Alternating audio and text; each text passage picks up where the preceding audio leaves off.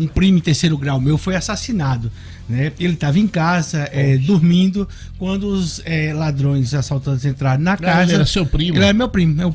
Na verdade, papai era primo legítimo da mãe dele. Sim. Primo em terceiro grau, né? Minha avó é irmã da avó dele. Bom, e aí quando o assaltante ia saindo, resolveu dar um tiro nele, deu um tiro, pegou no pulmão, teve uma hemorragia interna, tinha 33 anos e faleceu. O mais impressionante é que a polícia, menos de 24 horas, conseguiu prender o assaltante. Em entrevista do assaltante, ele disse que queria testar o revólver. Você entrevistou? Quê? Não. Gravaram um vídeo. E ele disse que queria testar o revólver para ver se o revólver estava funcionando. E riu, né? E aí, com isso, tira a vida de um cara honesto, direito, tranquilo, pacato. O que me impressiona, e aí eu não vou falar, eu estou apenas contextualizando o caso, é que a gente passou aqui vários anos, 2 ou 3 anos os últimos, discutindo em relação à prisão em segundo grau, a execução da pena. Quando a gente discutia isso, a gente pensava sempre no político, no caso principalmente do Luiz Inácio Lula, né, o ex-presidente, e às vezes pensava até no empresário, amigo nosso, uma pessoa que a gente quer bem, que está prestes a ir para a cadeia porque pode ser condenado em segunda instância. E a gente esqueceu desses crimes comuns que assolam todo o estado, todo o país, e que a gente que tem casa de praia, ou que frequenta casa de praia, ou que anda na rua, ou que a qualquer momento pode ser assaltado, que a gente pode sofrer, certo? Um crime hediondo, um cara que confessa, ou então que tem um catatal de provas grandes, por que esperar o trânsito ser julgado?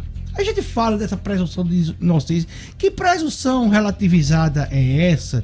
Que mesmo confessando, mesmo ou às vezes com imagem, mesmo, que inocência é essa? O que é que a gente quer? Hoje o CNJ divulga um dado que 30% dos casos que vão a júri popular, eles prescrevem isso. Prescrevem. Então, assim, demonstra que a nossa justiça, o nosso sistema, ele não funciona. E quando o cara quis testar o revólver lá em Emanuelzinho, ele quis testar com a certeza da impunidade.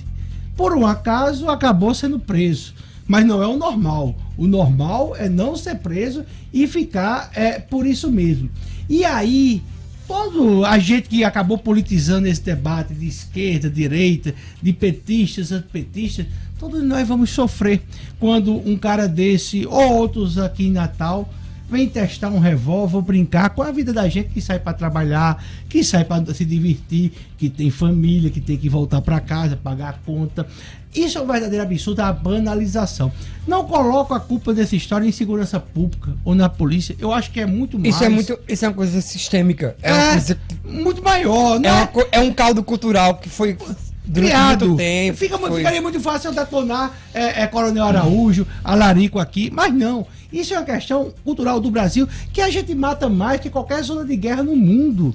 É um dos países com maiores índices de assassinato do mundo. Porque se banalizou a vida aqui no Brasil. Ontem o Fantástico teve 2 matérias que, assim, ali é um encontro de 2 Brasis que existem. Drauzio Varela. Não, a primeira foi de 2 brasileiros que matou outra brasileira nos Estados Unidos. E conseguiram voltar pro Brasil. Conseguiram voltar e aqui foram presos. Pô, é incrível essa história. Aqui eles foram presos e a matéria dizia que, se forem condenados, terão a pena de até 30 anos. ênfase no até, né? Porque é até mesmo. E aí, se for a 30 anos, vai vir a progressão e tal.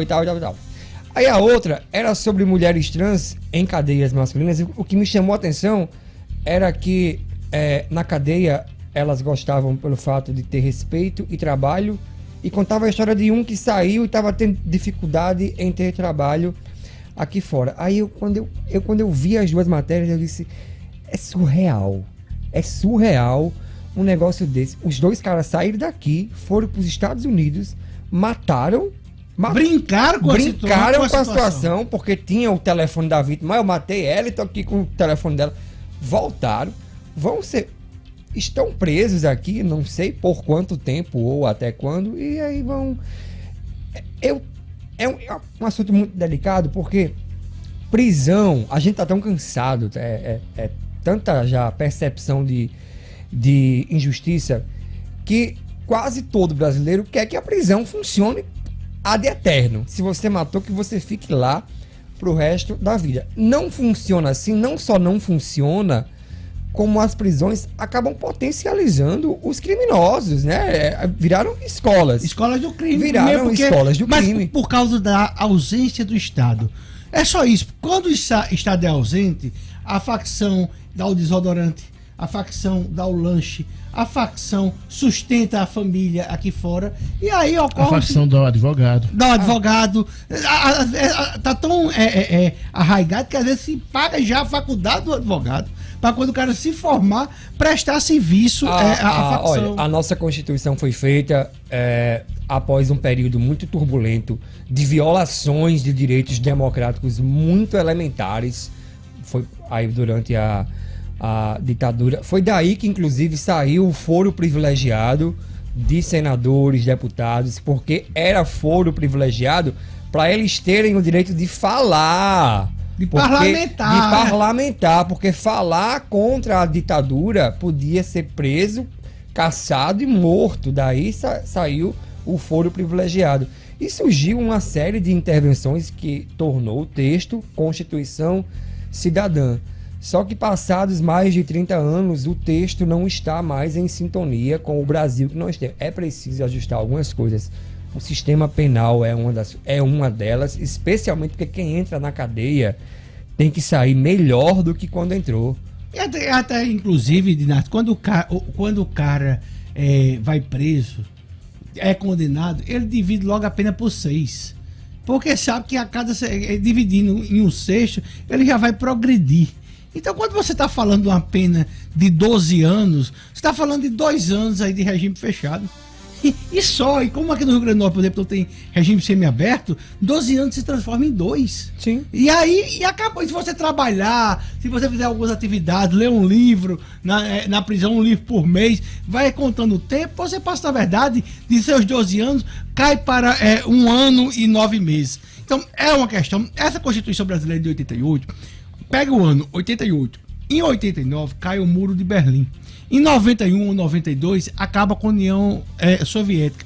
Quando foi feita essa Constituição, ainda havia uma dúvida se o que se dava certo era o socialismo ou o capitalismo. Havia no mundo, ainda se pensava que por trás do Muro de Berlim, por trás no Pacto de Varsóvia, atrás da Cortina de Ferro, as coisas estavam certas.